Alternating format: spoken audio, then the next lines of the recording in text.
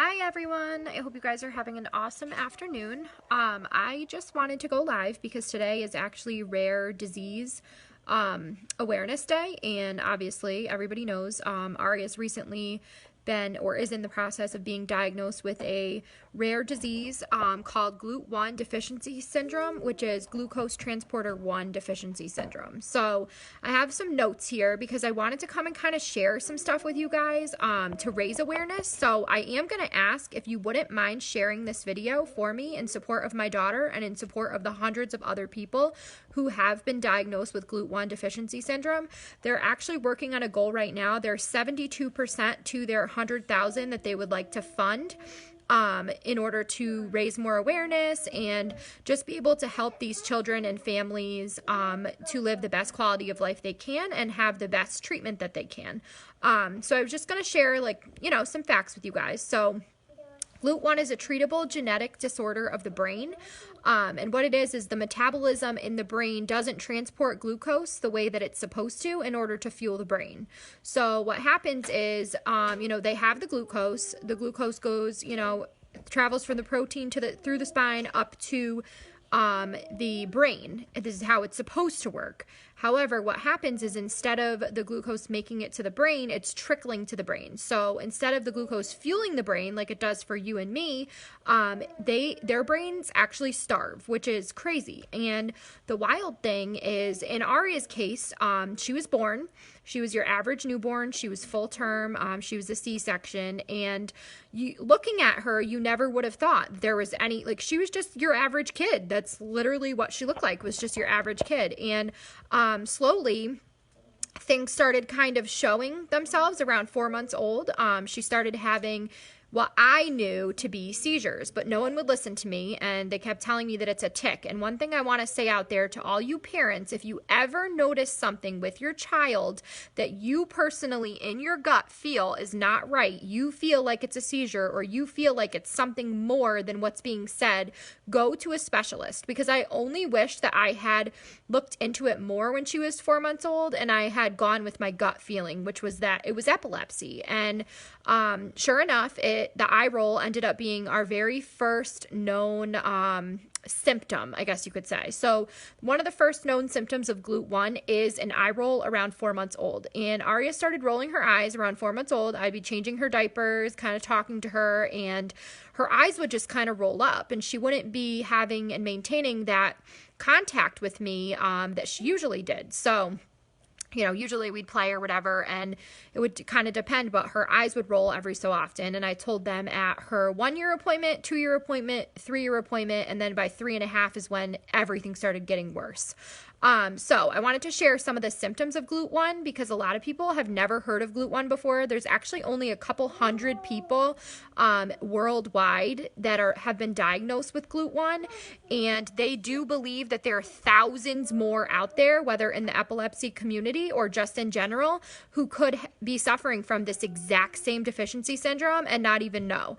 The wild thing is that everybody's case is different. So in Ari's case, there's a gene that's called the SL2A1 gene, and usually that gene is mutated. However, Aria has a completely normal gene, but she has the phenotype that is causing her glucose transporter syndrome, which is insane. So she is going to see a specialist actually soon. We're just waiting for Children's Medical. They just submitted the referral, and she'll be going to New York City to see Dr. DeVivo, which is amazing, because I feel like if anyone can look at her and be able to point us in the right direction, it's definitely him. So anyways, before I go off on a tangent, I just wanted to come and kind of share, about Glut1.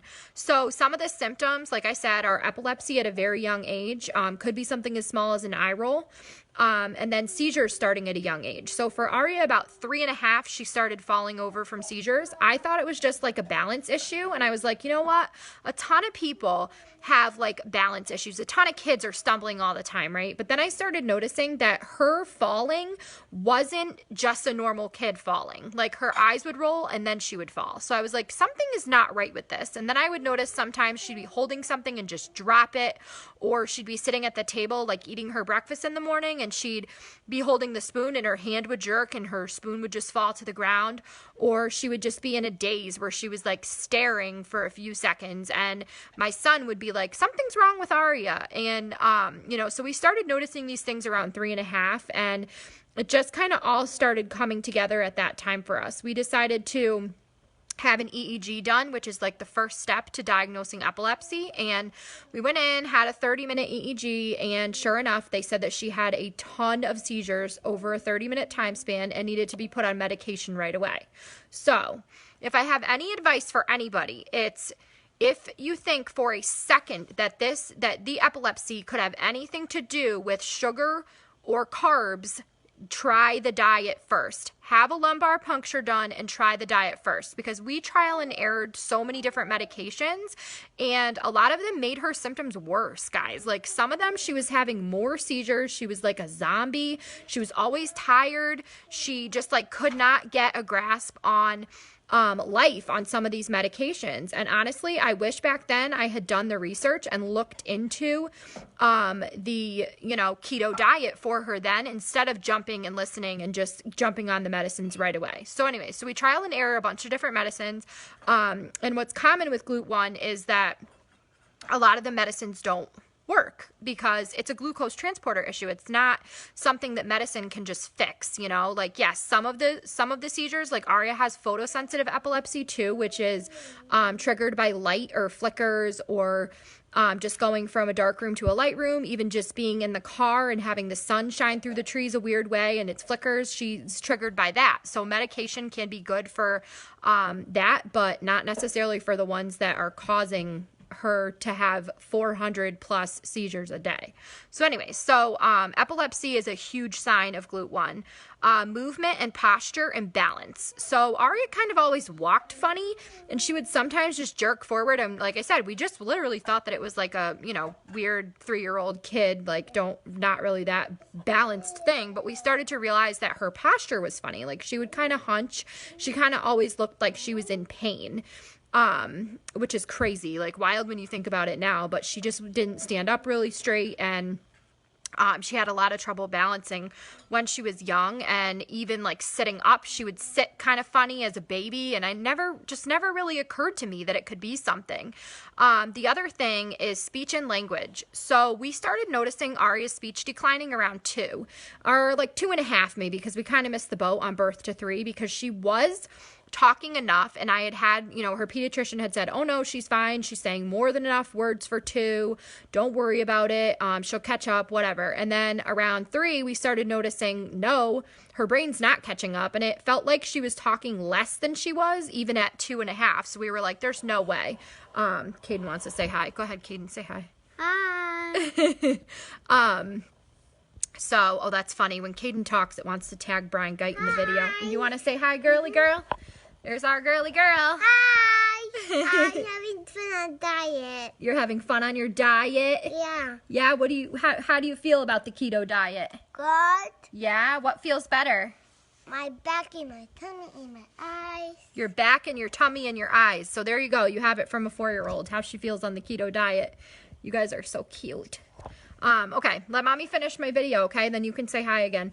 Okay, so like I was saying, balance we were on speech and language. So we started noticing her speech was tanking, and that was kind of crazy. So I was like, something's not right here. Like, this is definitely all connected. So I kept pushing and doing my own research, and finally, I stumbled upon Glut1. I don't know how I stumbled upon it, but I stumbled upon it, and I was like, oh my God, she has almost all of these symptoms, and I just could not believe it. So I brought it into her pediatrician, and they said that not her pediatrician, her neurologist, and they said that since her genetic testing came back normal, there was a very slim chance that she could have it. But I said, I don't care.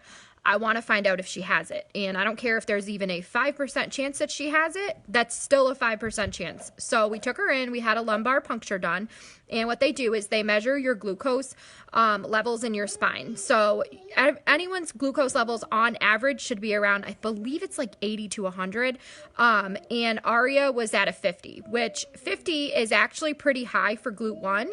But it's borderline low. So what that means is somewhere in there's an issue. Most kids that have Glut1, I believe their ranges for their glucose are around 20 to 30. So she's a bit higher, which makes sense because I would consider her she's very high functioning. Like, you wouldn't know just by looking at her that she had Glut1. I mean, somebody who studied a lot of kids with Glut1 would probably look at her and be like, okay, yeah, that kid has Glut1. But just in a classroom setting, you wouldn't look at her and think, oh, she has Glut1. So finding out that she had borderline low levels kind of worried me because I was like, this has got to be something to do with her glucose transporter. So one cool thing about Glut1 is the only treatment for it is the ketogenic diet, which I was a little nervous jumping into, but I would tell anybody. This is your what video? Yes. I would tell anybody jumping into Glut1 to go with the ketogenic diet because it has been so incredibly life-changing for Aria over the last month and a half that she's been, she wants to be part of the video, that she's been on it. It's been just amazing for her. Her brain fog has been lifted. She's having barely any seizures to where I almost can't even count them anymore, which is crazy because she was having about 400 a day. She's been more herself. Like, I didn't realize how funny and crazy she is. Okay, yes, we see you.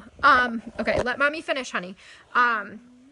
Didn't realize how funny and crazy she is, and I'm starting to see this crazy personality, this diva just like emerge out of her. And she used to just be this like quiet kid who just kind of sat there, and now she notices her surroundings more. She's doing really good in school. She can almost write her name. She can count past 10, which before the keto she couldn't even count past 3. Yeah, now she's just messing around. But yeah, so there's been so many changes, and the first one that we actually noticed, was her posture changed. She started standing up straighter, and she wasn't falling over, and she just it was wild how quickly she just completely has changed as a person thanks to keto. So my best advice for anyone out there who thinks that their kid could potentially have a glucose transporter deficiency syndrome, definitely look into it. The problem is that when Aria we first did her EEG, they just told me she has epilepsy. That's what they said. She has epilepsy. We just want to put her on medication, and we'll find one that helps. There's 55 different epileptic medications. Yes, hi. And we're going to find, okay, Ari, we're going to find one that works for her. And I just went with it. And you know what? If I hadn't have done the research that I had done, she would still be trial and erroring medications right now. Yes, what? Kaden is not shorts. Kaden is not what? Shorts in my keto diet. Kaden is not in charge of your keto diet? Yes, I know. Who is in charge of your keto diet? Me. You, yes, that's right. And Mom. And Mom, yes. And Dad. You are right. Yes, Shayna, I agree with that too. Yes, it is all about making money and medications. But yes, so if I hadn't have looked into this, I would have never known. So anyone out there who has a child with epilepsy, and that's why I'm asking everybody to share this. I want you to know that the symptoms of it are epilepsy, movement, posture imbalance, speech and language delay, PED episodes, a gaze, which a gaze is like being in a constant seizure state, migraines, which Ari used to complain about her head and her stomach and her back hurting all the time before we started keto, and constant fatigue. Like, my child would sleep all the time, and she was never like herself. Okay, Ari, please stop moving my hand. Okay. Yeah, she's wants to talk now because this is about her and her Glut1, right? Yeah, now she's being funny.